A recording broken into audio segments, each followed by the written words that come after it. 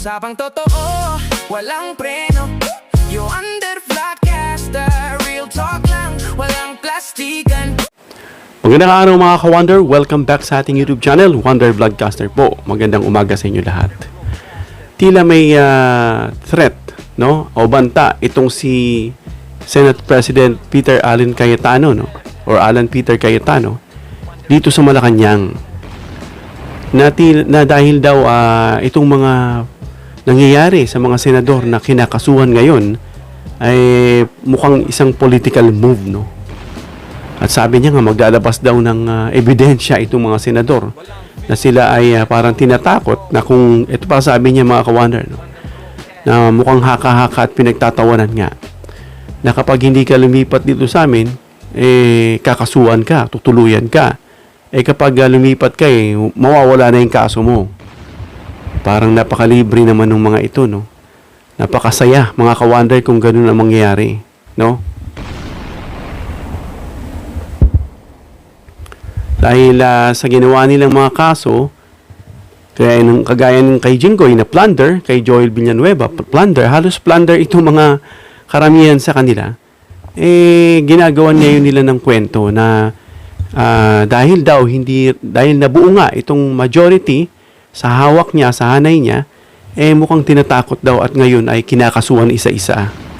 Pero bago yun mga ka-Wonder, don't forget to subscribe to our YouTube channel, Wonder Vlogcaster. Libre po ang pag-subscribe 100%. Pindutin nyo lang po yung subscribe button, lalabas po yung bell icon, piliin nyo yung all. Marami po salamat. So itong sinasabi ni Cayetano, no, na mukhang isang desperate move na mga ka-Wonder. Dahil alam natin na gusto siyang pababain, no? Hindi ito first time lang, mukhang I'm not sure kung first time ito, no? Ang pagkakarinig ko first time na ang isang Senate President ay gustong pababain at nakikialam na yung mga institution, tung UP at iba pang mga colleges, mga ibang mga personalities na gusto siyang pababain dahil diyan sa kaguluhang nangyayari sa Senado. No, na talagang ang tingin sa kanya mukhang kayang-kaya niyang gawin yung mga ganung pakulo. Ang pinagbabasihan nila yung dating ang nangyari dito sa House of Representatives, na talagang hinarang niya, sinarado niya yung ilaw, pinatay niya yung kuryente. At sabi yung seal ng ang tawag dito, ng pinaka House of Representatives, kinuha niya para hindi makapag-conduct ng session. No, ganun yung gawain niya. Kaya itong nangyayari sa Senado, pinagbibintangan talaga siya, hinihinalaan na talagang kagagawan niya. Sabi nga ni Trillanes, as long as nakaupo yan, mukhang walang gagawin daw talagang matinuyan. No? Ngayon, binibintangan niya naman yung Malacanang na of all the Senate President na nagkaroon sa Pilipinas, siya lang daw yung walang basbas ng Malacanang. Ipagpalagay na natin, sabihin na natin, na wala talagang basbas yung Malacanang. Real talk lang mga ka-Wonder. Paano may ibabasbasan ng isang senador na isang kumakampi doon sa tao, sa leader, na pilit kang ibinabagsak? No?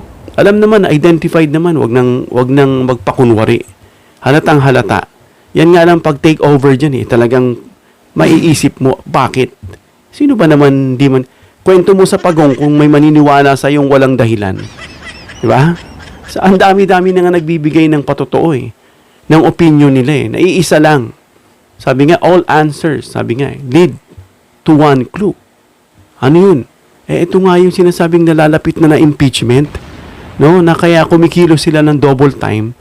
Pati itong online voting nga na wala sa majority, wala sa rules At wala pa silang tila parang nabuo at wala pang mga acting pa lang yan.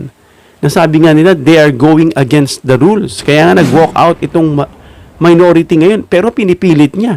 Let's divide the house. Let's divide the house. Diba? Parang minamadali niya. Tapos gagamitin niya yung pangalan ni Lord. Sinasalaula niya yung pangalan ng Diyos Kaya sabi kong kaya ako sa nakikita ko, medyo disappointed talaga ako rito kay Cayetano.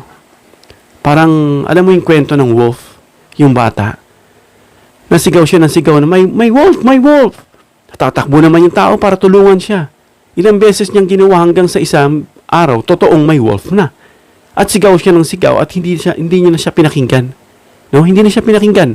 Dahil alam na sinungaling siya. So ano itong paratang ni Alan Cayetano, mga ka-wonder, kung pag-uusapan natin? Itong naging mainit na bangayan ngayon dyan na nangyayari sa Senado, na may bulong-bulungan na may lilipat daw, alam naman niya talaga na ganun ang buhay sa Senado. Lipatan, once na makakuha ng majority, sila rin nanliligaw din eh. Alam nga namang hindi. Nagliligawan din yan. No? Kagaya nitong ginawa niya kay Bato na talagang pinapinta niya pa na alam niya ng fugitive from justice itong tao para lang makuha yung boto at yan mismo'y galing sa bibig ni Bato. No? Ngayon, ano ba yung paniniwalaan ng publiko? Diba? Basahin niyo yung social media kung gaano kagalit sa kanya yung taong bayan. No? Mabigat kasi ang paratang niya, mga ka-wonder. At kung sinasabi niyang paratang niya, di labas niya yung ebidensya. Kasi itong mga to alam na natin, ang DDS champion yan sa mga paglabas ng mga peking news, paninira, gaslighting, no? Kung ano bang mga banat na hindi naman nila na ipapasa o nasasampa sa korte. Puro lang social media, puro lang trial by publicity, puro kung ano-ano lang na ingay, no? Na hindi naman nila mapatunayan. Kaya itong sinabi ni Cayetano na pagbabanta, no, na itong mga tungkol sa senador na mukhang tila ino-oppress na kapag hindi raw lilipat, kakasuhan, tutuluyan, hello, matagal nang may kaso yung mga yan. Matagal na. At ngayon lang yan nagbubunga. Magtaka ka kung wala yung kaso at biglang kinasuhan ng bigla. Yun, doon ka mag-isip. Matagal na may kaso yan eh. Kagaya nitong si Jinggoy na kumbaga repeat offender o repeat na yung kanyang plunder case. 3 beses na nangyari at pare-parehas plunder. No, at sabi nga nila siguro ito na yung pinakahuling hindi na siya makakalusot dahil talagang napakalakas ng ebidensya.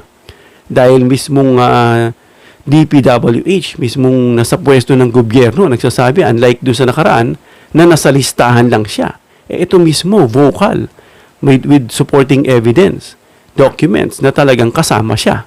No? Binanggit siya.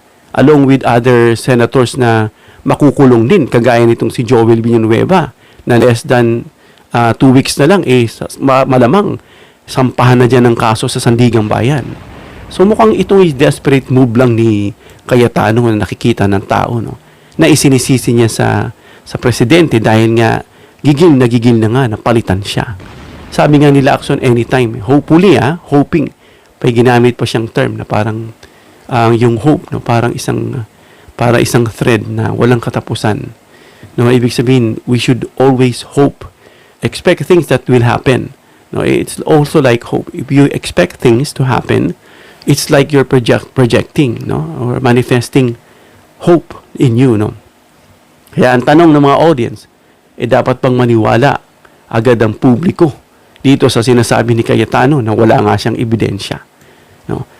Sabi nga na political persecution lang ito, o political narrative, sabi ni Amy, no, na ino-oppress, gas-gas na po yan. Yan ang laging sinasabi. Palitan naman yung mga ganyang term. Nakakagas-gas na parang hindi pinag-iisipan. Na laging ganyan lang ang sasabihin. Political attack, political term. Wala na bang bago? Sa tuwing pananagutin sila ng batas dahil sa kanilang kagagawan, sasabihin nilang political attack. No? Ito pa nga, ka-wonder, panoorin muna natin yung video na prepare natin, no, para pagbasihan natin, mga ka-wonder, dun sa ating sinasabi. Inakusahan ni Senate President Alan Peter Cayetano ang Malacanang ng pananakot sa mga kasamahan niyang senador matapos nilang makuha ang mayorya sa Senado. Sabi ni Cayetano, kasama raw sa pag-pressure sa kanila ang pagsasampa ng kaso. Nakatutok si Sandra Aguinaldo. Tila may halong banta ang mga salita ni Senate President Alan Peter Cayetano laban sa Malacanang. Sa isang Facebook Live, sinabi niyang tinakot umano ang ilan sa majority senators, kabilang na ang pagsasampa ng kaso. Ngayon lang daw kasi nangyari na ang mayorya sa Senado ay hindi sunod-sunuran sa Malacanang. Wala kaming problema na sa korte patunayan kung sila ay guilty o hindi. Ang problema po namin yung gagamitin yung threat na pag lumipat ka dito, wala ka ng kaso. Pag diyan ka, tutuluyan ka namin. Kanina lang, nagpiyansa si Senador Jinggoy Estrada sa Sandigan Bayan para sa kasong graft at may nakaumang pang warrant of arrest para naman sa kasong plunder. Sabi ng ombudsman, sunod daw na sasampahan ng kaso si Senador Joel Villanueva. Habang nahaharap naman sa reklamong plunder sina Senador Rodante Marcoleta at Cheese Escudero. Nasabi tuloy ni Majority Senator Amy Marcos na political persecution umano ang nangyayari. Sabi naman ni Cayetano, posible raw maglabas ang kanyang mga kasama sa mayorya ng ebidensya ng pananakot sa kanila. In the next few days, option po ng ibang mga senador yun maglabas ng ebidensya sa mga pananakot na ginawa para hindi namin mabuo yung independent na senador. Hiningan pa namin na reaksyon dito si Pangulong Bongbong Marcos. Pero itinanggi niya ang sinabi ni Senador Marcoleta na nitong mga nagdaang taon, ang Senate presidency raw ni Cayetano ang kauna-unahang walang basbas ng Malacanang. Ang sabi ni Marcos, out of this world ang ganong pahayag. Malacanang doesn't give a rubber stamp to the Senate president. The Senate president is decided by the senators themselves. Is he implying that I somehow choose the Senate president? I think you ask any senator, ask me as a former senator, I will laugh in your face because that's simply not true. Utusan mo yung senador na ito yung buboto mo. parang out of this world yata yung mga usapang gano'n. Sa ngayon, 13 senador pa rin ang nasa mayorya at 11 lamang sa minority.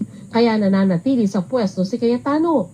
Pero umaasa si Senador Panfilo Lacson na bago maglunes, baka naman madagdagan na ang kanilang bilang. Hopefully, dahil meron niyang public clamor, and I'd like to think na siguro hindi naman ako subjective dito na yung public opinion naman medyo nasa side namin eh. I hope so dahil alam mo hope springs eternal na baka sakaling merong ma-enlighten, sabi natin quote unquote sa akin ang galing yun, sakaling matauhan.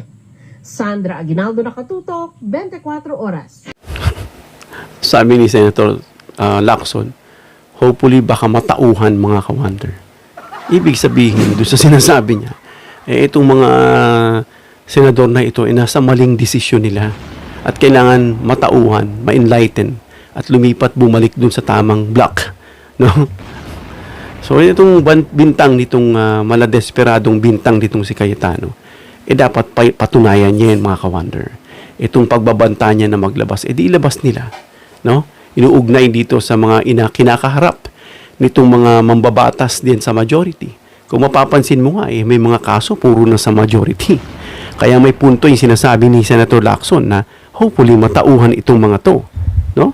Kasi lahat ng mga implicated nasa kanila. Sabi nga ni Senator, ni Attorney De Leon, ito yung mga grupo na parang sindikato ni Duterte na nag-ipon-ipon dyan.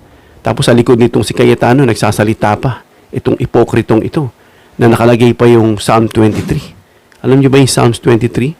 Yung the Lord is my shepherd, I shall not want. He maketh me to lie down in green pastures. He leadeth me beside the still waters. He restoreth my soul. He leads me in the paths of righteousness for His name's sake. Though I walk to the valley of shadow of death. Mga ganun, no? Yung verse na yan. Ginagamit yan, o sinabi yan ni Haring David, na actually, ito'y sama-sama na sa lahat ng nangyari sa kanya, including yung may plot sa buhay niya. No, doon sa part na yun, though I walk through the valley of the shadow of death, I shall fear no evil, for thou art with me. Thy rod and thy staff, they comfort me. Thou preparest a table before me in the presence of my enemy. Thou anointest my head with oil. Yun yung prayer ni David, na halo-halo, na may banta sa kanya yung kanyang anak, papatayin siya. No? Dahil sa consequence sa kanyang kasalanan. And then yung banta sa kanya ni Saul. So nagsama-sama doon yung kanya pong prayer, ng Psalm of David. At yan yung kinukote niya ngayon. Yung parang kompleto na recados. Na doon siguro ito yung ginagamit nitong si Cayetano. But the verse, no, itong verses ng Psalms 23 is not actually congruent or doesn't reflect sa kanya. No, dahil alam na natin na ang daming mga negative na sinasabi. Of course, sasabihin niya, pinipersecute lang ako yun. Nasa Biblia yan. No? Pinipersecute ka. Buti sana kung pinipersecute ka because of Christ. What if it is because of your own doing? Di ba? Kagagawan mo. Tapos gagamitin pa natin yung Biblia. Nasisira tuloy yung kapwa nating Kristiyano dahil sa kagagawan mo. Di ba? Yun yung tanong dun eh. Kaya yung sinasabing mga dito sa senador na iniisa-isa raw na kapag hindi lilipat, hindi raw totoo. Wala namang ganun siguro. Dahil kung ganun, dapat lumipat na itong mga senador na ito. Hindi kasi ganun ang offer. Baka nakalimutan niya, lilipat itong si Cheese. Na ang gusto ni Cheese, siya yung hahawak ng pagiging Senate President. At sabi nga ni Raffy Tulfo na hindi pwede, parang kain suka. At saka, hindi nga tulak kabigan niya mga lilipat na yan, mga ka-wonder. Puro implicated yan plunder. Mga kaso niyan, ibig na talagang nandoon yan. Sa flood control, sa mga projects na may anomalya. At talagang nandoon yung mga pangalan nila na ini-involve sila. At talagang susunod-sunurin na talaga sila dahil ito na, hinug na nga. Ang sabi nga ni Remulla, ni Ombudsman Remulla, hinug na nga, gaya nitong si Joel, hinug na. At dapat talagang damputin na yung mga yan kung dapat silang managot. Kasi bakit? Di ba, pangisi-ngisi itong si Joel, pag ganon-ganon, parang pinagtatawanan niya lang. Tignan natin.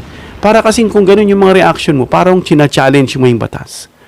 No, despite dun sa ginawa mo, no, na nakalusot na nga siya dun sa dati, akala niya siguro makakalusot pa.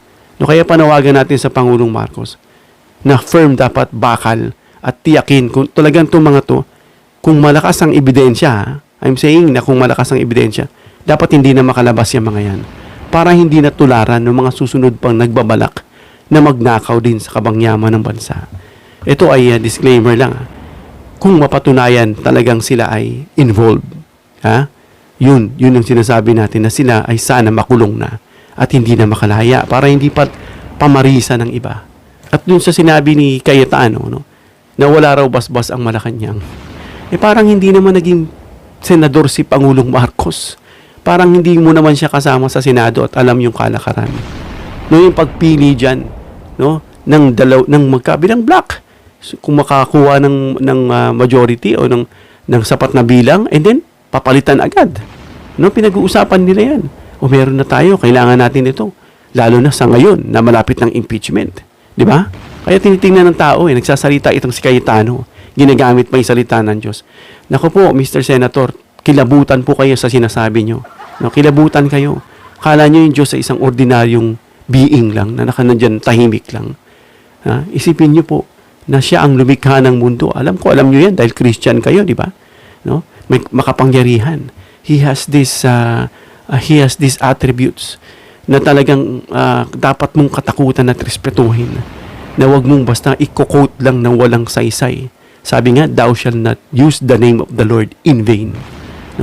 I'm not sure, kung narinig ka ni Lord, one day na He visits your house, He visits you, at tamaan ka ng lintik, siguro tsaka ka lang matatauhan.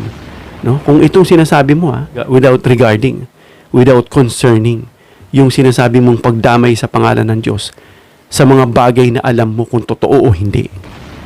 Kaya yung sinasabing pagpili, dyan sa Senado, sabi nga ni PBBM, alam mo naman, na parang sabi na nga ni BBM, gumamit siya ng isang idiom, na hindi naman rubber stamp ang Malacanang. Rubber stamp, it is an idiom, kumbaga approval, approve, na para mamili kung sino yung gusto dahil sa kanya. Kasi ang tingin sa kanya ng taong mga ka-wonder. Dito kay Cayetano, sa mga comments, sa mga sinasabi, since maka Duterte ito, at talagang may dahilan kung bakit inagaw nila yung posisyon na maging majority. At ito pa, very obvious, bakit gusto nilang i-approve yung Section 41C. Bakit?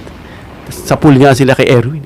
Talagang, kumbaga, wala raw sa order itong si Erwin. Kumbaga, irrelevant yung sinasabi ni Erwin kasi diniretso sila. Dahil daw dyan let's divide the house. Kahit naman, walang dapat dahilan to divide the house. Kaya nga lumayas na lang yung minority dahil hindi sila sumusunod sa rule. Pambabraso. Nagiging railroading mga ka-wonder. Salata, tapos gagamitin mo yung salita ng Diyos. Kilabutan po tayo. Kilabutan tayo sa sinasabi natin. At yun nga sabi ni PBBM, I will laugh in your face. Diba? Kung baga, sinasabi mo yan sa akin, sabihin mo, lumapit ka sa akin, sasabihin ko sa'yo, in your face. In your face. So, mas malalang version pa. Parang, kumbaga, kiss my ass. no? Hindi lang masabi ni PBBM dahil siya ay very reserved person. Kaya yung sinasabing pakikialam ng Malacanang, dapat patunayan mo yan. Hindi lang sapat yung pag-aakala, political perception, no, yung sinasabing maglalabas ng ebidensya. Malamang siguro, alam nyo naman, ligawan kayo sa magkabilang block na kumukuha. Sabi nga ni Senator Lacson, ma-enlighten naman yung iba. No, yung pagbabanta na yan, dapat patunayan niya yan. Ano, na hindi hindi lalabas ng mga seryosong aligasyon. Ano? At buti sana kung itong pinagtatanggol mo ay hindi implicated. May mga mantsa. No? Kaya kung wala kang patunay dyan, talagang desperate mo na lang nagagamitin na nakikialam yung Malacanang. May sinabi tayo, no, na malamang trumabaho ang Malacanang. Trumabaho na in the sense na dapat nang panagutin itong mga ito at hindi dahil sa political attack. Dahil matagal na yan eh. In fact, pinangako na yan ng Pangulo last year pa. Si Boying Rimulya nga, pinangako yan last year pa. At itong nakaraan nung April. At inulit niya nitong May. Pero hindi nga nangyayari at ito na nga nagbubunga na dahil hinug na. Kaya wag natin gamitin yung mga naratibong pinipolitika. Dahil bakit? Hindi mo matanggap na gusto kang palitan bilang senador? Na dahil nga, sabi nga ni Senator na dahil nga sasabi nga ni Senator Panfilo Lacson na nasa kanila ang simpatiya ng tao. Nasa kanila ang pabor. At gusto ko nga pababain, Your Honor, Senate President, dahil dyan sa mga pinagagagawa mo. First time, unprecedented, magkabarilan dyan sa Senado. First time pinapunta mo yung senador at ginawa mo pang kengkoy nagtatatakbo para lang makapasok dyan sa plenaryo at makaboto at gawin kang Senate President. Diba? Na tinawag ng Senate Flix, puro drama. No? Puro drama na lang ang nangyari. Imbis na tumabaho at asikasuhin yung dapat trabahuin, inauna pa itong mga sa kapakanan ng iisang tao. Wala kayong karapatang umupo dyan. Dahil dapat sa tao kayo, sa bansa kayo at sa constitution na sa taong bayan kayo naglilingkod. Hindi dahil sa isang tao lang.